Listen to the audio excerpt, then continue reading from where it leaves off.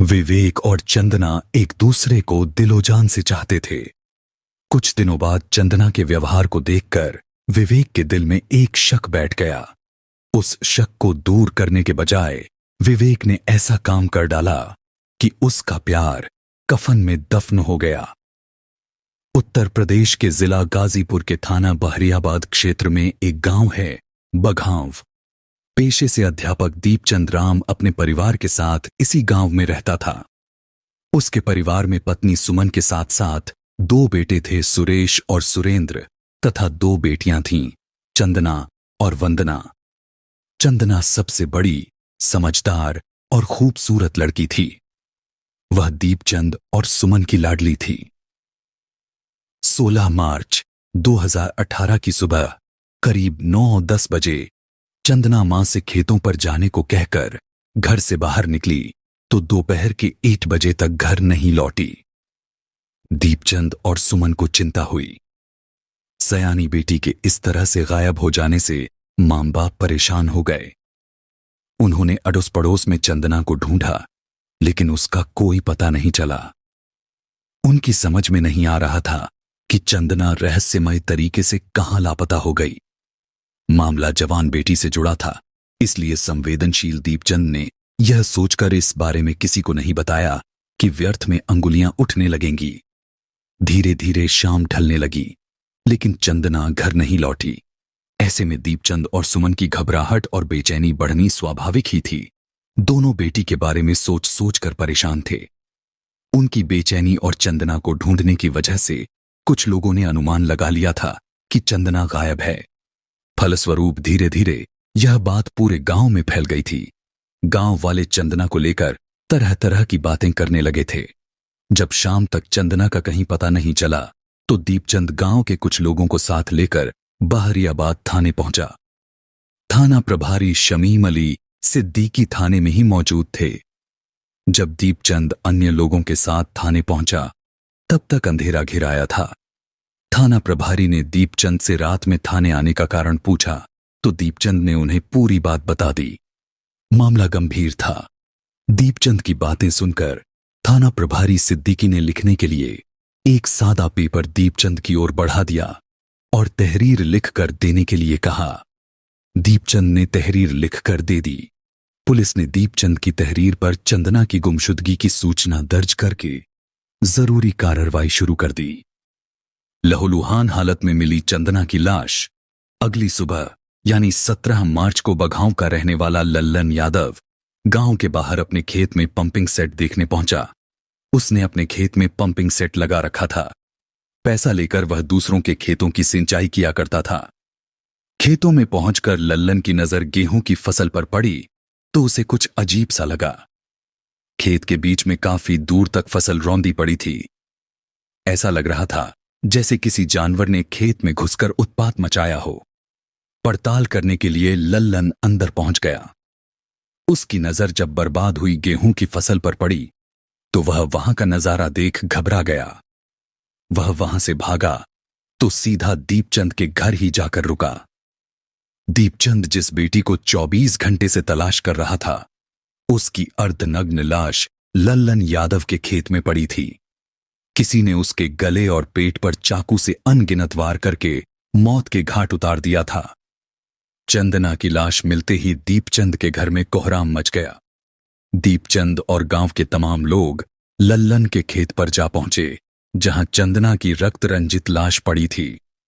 चंदना की लाश देखकर गांव वालों ने अनुमान लगाया कि हत्यारों ने दुष्कर्म करने के बाद अपनी पहचान छिपाने के लिए उसकी निर्ममतापूर्वक हत्या कर दी होगी। लोगों ने घटनास्थल देख अनुमान लगाया कि हत्यारों की संख्या 2 से 3 से कम नहीं रही होगी, क्योंकि काफी दूरी तक गेहूं की फसल रौंदी हुई थी। भीड़ में से किसी ने 100 नंबर पर फोन करके घटना की सूचना पुलिस कंट्रोल रूम को दे दी। कंट्रोल रूम से वायरलेस सेट पर यह सूचना बहरियाबाद थाने को दे दी गई। इस घटना से गांव वाले काफी गुस्से में थे। उन लोगों ने चंदना की लाश लेकर बहरियाबाद चिरैया कोट मार्ग, गाजीपुर मऊ मार्ग पर जाम लगा दिया। कंट्रोल रूम से दी गई सूचना के आधार पर बहरियाबाद थाना प्रभारी शमीम अली सिद्दीकी पुलिस टीम के साथ घटनास्थल पर पहुंच गए। उनकी टीम में एसआई विपिन सिंह, प्रशांत कुमार चौधरी, विकास श्रीवास्तव, संजय प्रसाद, दिनेश यादव शामिल थे। पुलिस को देखते ही ग्रामीणों का गुस्सा फूट पड़ा। वे पुलिस प्रशासन के खिलाफ नारे लगाने लगे। चंदना की हत्या किसने और क्यों की? पुलिस के लिए यह गुत्थी सुलझाना आसान नहीं था। थाना प्रभारी ने सबसे पहले घटनास्थल का दौरा किया और फिर मृतका चंदना के घर जाकर उसके पिता दीपचंद से पूछताछ की। दीपचंद ने थाना प्रभारी को बताया कि उसकी या उसकी बेटी चंदना की किसी से कोई अदावत नहीं थी। वैसे भी चंदना अपने काम से मतलब रखती थी। वह किसी के घर भी ज्यादा नहीं उठती बैठती थी। चंदना हत्याकांड की गुत्थी काफी उलझी हुई थी। जांच अधिकारी के लिए यह मामला काफी चुनौतीपूर्ण था। उधर चंदना की पोस्टमार्टम रिपोर्ट भी आ गई थी। रिपोर्ट में बताया गया कि उसके साथ दुष्कर्म नहीं हुआ था। उसकी मौत का कारण अत्यधिक खून बहना बताया गया था। थाना प्रभारी शमीम अली ने चंदना हत्याकांड का खुलासा करने के लिए कई मुखबिर लगा दिए थे। इसी बीच जांच के दौरान उन्हें पता चला कि चंदना अपने पास मोबाइल फोन रखती थी और सबसे छिपछिपाकर किसी से अक्सर बातें करती थी। यह बात वंदना के अलावा कोई नहीं जानता था। वंदना काफी छोटी थी। थाना प्रभारी शमीम ने सोचा, अगर उससे डरा धमका कर पूछताछ की गई तो वह डर जाएगी और फिर शायद ही कुछ बता पाए। इसलिए उससे बड़े प्यार और मनोवैज्ञानिक तरीके से बात करनी जरूरी थी। क्या करना है, यह फैसला करके वह दीपचंद के घर जा पहुंचे। फोन रखती थी, यह भी पता है कि वह उसे कहां छिपाकर रखती थी। वंदना ने कांपते स्वर में उत्तर दिया, तो बताओ वह मोबाइल कहां छिपाकर रखती थी? थाना प्रभारी ने बड़े प्यार से उसके सिर पर हाथ फेरते हुए पूछा। मैं अभी लाती हूं, वंदना ने जवाब दिया। फिर वह भागती हुई कमरे में गई और बक्से से मोबाइल फोन निकालकर ले आई। उसने मोबाइल थाना प्रभारी के हाथों में दे दिया। यह देखकर दीपचंद और उसकी पत्नी भौंचक्के रह गए। उन्हें पता ही नहीं था कि उनकी बेटी उनकी नाक के नीचे क्या गुल खिला रही थी। घर वालों को पता ही नहीं था कि छोटी बेटी भी उसके साथ मिली हुई थी। मां बाप माथा पकड़कर बैठ गए। बेटा, क्या तुम्हें पता है कि तुम्हारी बहन चंदना किससे बात करती थी? जांच अधिकारी ने वंदना से अगला सवाल किया। सर, मुझे उसका नाम तो नहीं पता, लेकिन मैं इतना जानती हूं कि दीदी छिप छिप कर किसी से बात करती थी। मैंने उसे कई बार बातें करते हुए देखा था। ठीक है बेटा, तुम जा सकती हो। इसके आगे का पता मैं खुद लगा लूंगा, उन्होंने कहा और चंदना का मोबाइल फोन लेकर चले गए। थाना प्रभारी शमीम अली सिद्दीकी के पास हत्या की गुत्थी सुलझाने के लिए मोबाइल ही आखिरी सहारा था। उन्होंने चंदना के मोबाइल नंबर की कॉल डिटेल्स निकलवाई। कॉल डिटेल्स से पता चला कि घटना वाले दिन यानी 16 मार्च की सुबह चंदना के फोन पर 9:30 बजे के करीब आखिरी कॉल आई थी। मोबाइल से पहुंची कातिल तक पुलिस उसके बाद उसका मोबाइल स्विच्ड ऑफ हो गया था। जिस नंबर से चंदना को आखिरी कॉल आई थी, उस नंबर के बारे में पता लगाया गया तो पता चला कि वह नंबर मोनाथ भंजन जिले के मोहम्मदाबाद गोहना थाना क्षेत्र के गांव उमनपुर निवासी विवेक कुमार चौहान का था। उस नंबर पर चंदना की काफी लंबी लंबी बातें होती थीं। पुलिस को यह समझते देर नहीं लगी कि मामला प्रेम प्रसंग का था। इसी प्रेम प्रसंग के चक्कर में उसकी हत्या हुई थी। जांच अधिकारी शमीम अली ने दीपचंद को थाने बुलवाकर विवेक कुमार चौहान के बारे में पूछताछ की तो दीपचंद विवेक का नाम सुनकर चौंक गया। उसने बताया कि विवेक उसके पड़ोस में रहने वाले रामधनी का नाती है। वह अक्सर अपने नाना नानी से मिलने ननिहाल आता रहता था। वह जब भी यहां आता था, मेरे घर पर भी सबसे मिलकर जरूर जाता था। वह बहुत सीधा साधा लड़का है। कॉल डिटेल्स के आधार पर विवेक शक के दायरे में आ चुका था। घटना वाले दिन से उसका भी फोन बंद था, लेकिन घटना वाले दिन उसके सेलफोन की लोकेशन घटना स्थल पर ही थी। इसी वजह से विवेक शक के दायरे में आ गया। 19 मार्च 2018 को थाना प्रभारी शमीम अली गाजीपुर से पुलिस फोर्स लेकर मूनाथ भंजन पहुंचे। मोहम्मदाबाद गोहना थाने की पुलिस की मदद से उन्होंने उमनपुर स्थित विवेक के घर पर दबिश दी। संयोग से विवेक घर पर ही था। पुलिस उसे हिरासत में लेकर गाजीपुर ले आई। फिर पुलिस ने उसे बहरियाबाद थाने ले जाकर उससे कड़ाई से पूछताछ की। सख्ती से घबराकर उसने सब कुछ बता दिया। अपना जुर्म कबूलते हुए उसने पुलिस को बताया कि चंदना उसकी प्रेमिका थी और उसी ने चाकू से गोदकर उसकी हत्या की थी। उसने यह भी बताया कि उसने हत्या में प्रयुक्त चाकू छिपा दिया था। विवेक ने सिलसिलेवार पूरी कहानी बता दी। थाना प्रभारी ने विवेक की निशानदेही पर लल्लन के खेत से चाकू बरामद कर लिया। आरोपी विवेक से पूछताछ के बाद कहानी कुछ इस तरह पता चली। चंदना विवेक से लड़ा बैठा था। नैना 21 वर्षीय चंदना खूबसूरत तो थी ही, ऊपर से चंचल भी थी। चंदना के पड़ोस में रामधनी चौहान का घर था। रामधनी भले ही दीपचंद की जाति के नहीं थे, लेकिन रामधनी के घर से दीपचंद के परिवार जैसे प्रगाढ़ संबंध थे। रामधनी के घर जब भी कोई मेहमान आता था तो दीपचंद उसे बुलाकर अपने घर ले आता और जमकर स्वागत करता। दीपचंद के मेहमान नवाजी से मेहमानों का दिल खुश रहता था। रामधनी की बेटी का एक बेटा था जिसका नाम विवेक कुमार चौहान था। 21-22 वर्षीय विवेक कभी कभार नाना नानी के घर बघांव आया करता था। वह मूनाथ भंजन जिले के उमनपुर गांव में अपने मां बाप के साथ रहता था। उसके पिता का नाम था विजय बहादुर चौहान। वह सरकारी नौकरी में थे। उसी से 5 सदस्यों वाले परिवार का भरण पोषण होता था। विवेक ने स्नातक तक पढ़ाई करके नौकरी करने का मन बना लिया था। 3 साल पहले यानी सन 2015 में बात तब की है जब विवेक इंटरमीडिएट में पढ़ रहा था। उन्हीं दिनों उसके ननिहाल बघांव में शादी थी। परिवार के साथ विवेक भी बघांव आया था। वहां उसे मामा के घर सप्ताह भर रहना था। घर वालों के साथ चंदना भी शादी में शामिल हुई। चंदना खूबसूरत तो थी ही, जब वह सफेद रंग के कपड़े पहन लेती थी तो और भी सुंदर लगती थी। उस दिन भी चंदना ने सफेद रंग की पोशाक पहनी थी। इस पोशाक में वह सबसे अलग और बहुत खूबसूरत लग रही थी। अचानक उस पर विवेक की नजर पड़ गई तो वह उसे कुछ देर अपलक निहारता रह गया।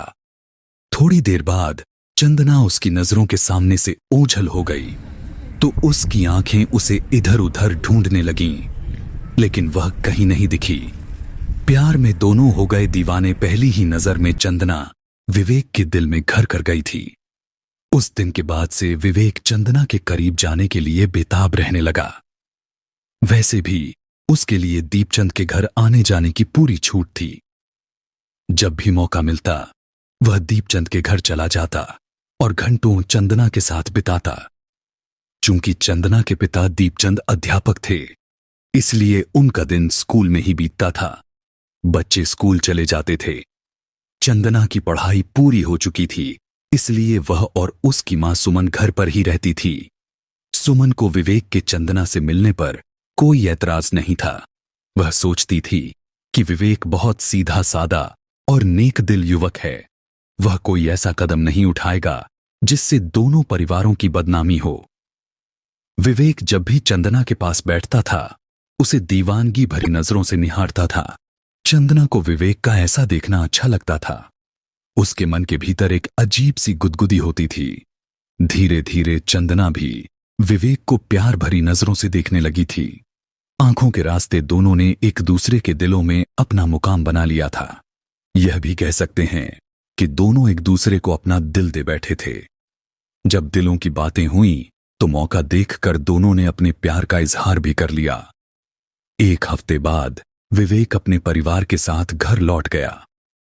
विवेक अपने घर तो लौट आया, लेकिन उसका दिल, उसका चैन, उसका करार सब कुछ चंदना के पास रह गया था। चंदना के बगैर विवेक का मन नहीं लग रहा था। वह उससे मिलने के लिए तड़प रहा था। विवेक यही सोच रहा था कि चंदना से कैसे मिले, कैसे बातें करे। उधर चंदना का भी यही हाल था। विवेक के लिए वह तड़प रही थी। चंदना के पास सेलफोन भी नहीं था जो फोन करके विवेक से बात कर लेती। मोहब्बत की आग दोनों तरफ बराबर लगी हुई थी। दोनों विरह की अग्नि में जल रहे थे।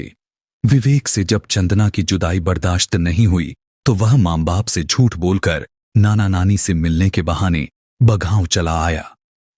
बघांव आते हुए रास्ते में उसने चंदना को उपहार में देने के लिए एक मोबाइल फोन खरीदा। उसने सोचा कि चंदना के पास सेलफोन होगा तो बात करने में आसानी रहेगी।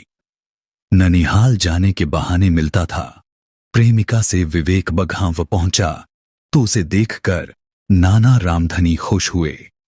उन्हें क्या पता था कि उनका नाती उनसे नहीं, अपनी प्रेमिका चंदना से मिलने आया है। नाना नानी से मिलना तो एक बहाना था।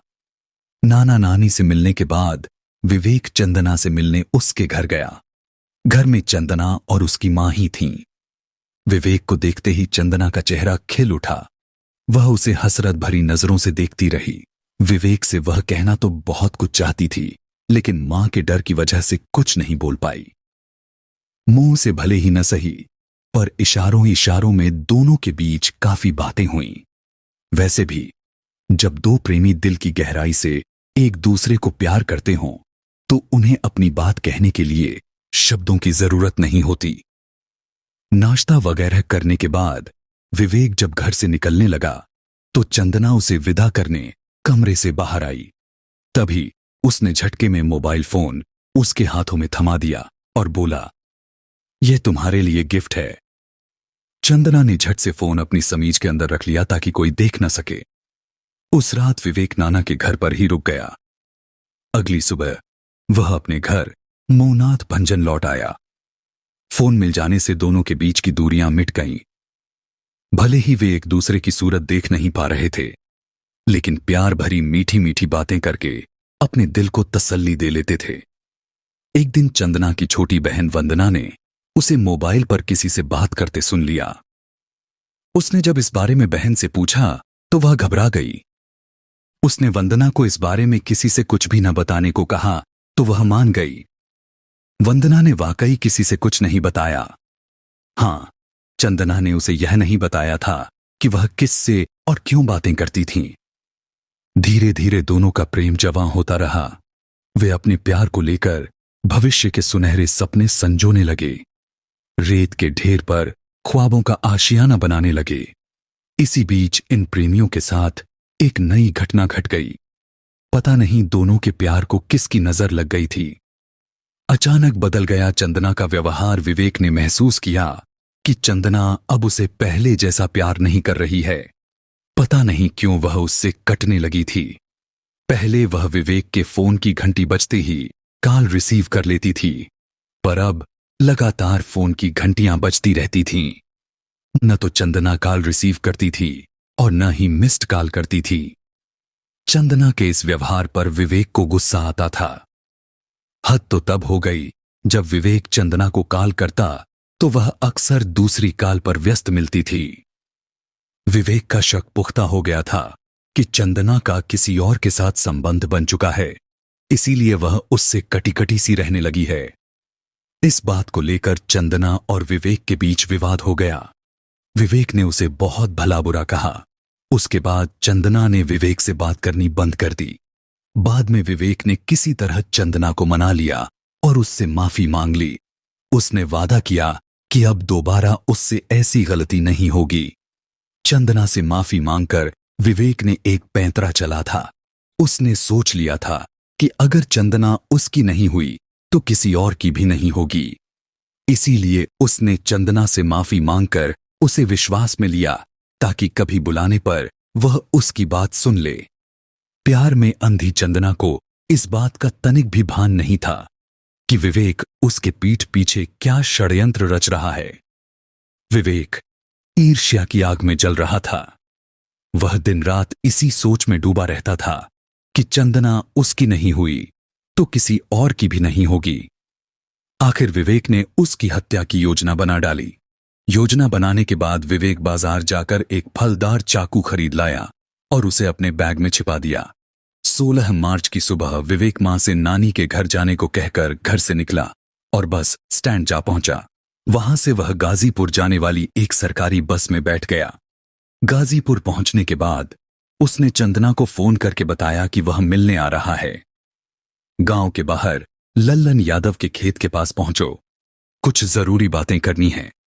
विवेक का फोन आने के बाद चंदना मां से खेतों पर जाने की बात कहकर विवेक के बताए स्थान पर जाने के लिए चल दी। चंदना को क्या पता था कि जो उससे मिलने आ रहा है वह उसका वफादार प्रेमी नहीं बल्कि मौत है। 9:30 बजे के करीब चंदना लल्लन यादव के खेत पर पहुंच गई। वहां खेत के चारों ओर कोई नहीं था। तब तक विवेक भी वहां पहुंच गया। प्रेमिका को देखकर विवेक हौले से मुस्कुराया तो चंदना ने भी उसी अंदाज में मुस्कुराकर जवाब दिया। फिर चंदना ने उससे बुलाने की वजह पूछी तो विवेक गुस्से से लाल हो गया और उसे भद्दी भद्दी गालियां देते हुए बोला, मैंने तुम्हारे लिए खुद को बर्बाद कर दिया, तुम पर पानी की तरह पैसे बहाए, तुमने बदले में मुझे क्या दिया बेवफाई, मेरे प्यार को ठुकराकर दूसरों की बाहों में रंगरलियां मना रही हो, ऐसा मैं हरगिज होने नहीं दूंगा। अगर तुम मेरी नहीं हुई तो तुम्हें किसी और की भी होने नहीं दूंगा। विवेक ने किया चाकू से वार। चंदना कुछ समझ पाती इससे पहले ही विवेक ने बैग से फलदार चाकू निकाला और उसकी गर्दन पर जोरदार वार कर दिया। चंदना हवा में लहराती हुई जमीन पर जा गिरी। उसके बाद विवेक तब तक उसके पेट और गर्दन पर वार करता रहा कि प्राण पखेरु नहीं उड़ गए। चंदना की निर्मम हत्या करने के बाद विवेक उसकी लाश घसीटते हुए गेहूं के खेत में ले गया और लाश को ठिकाने लगाकर आराम से घर लौट आया।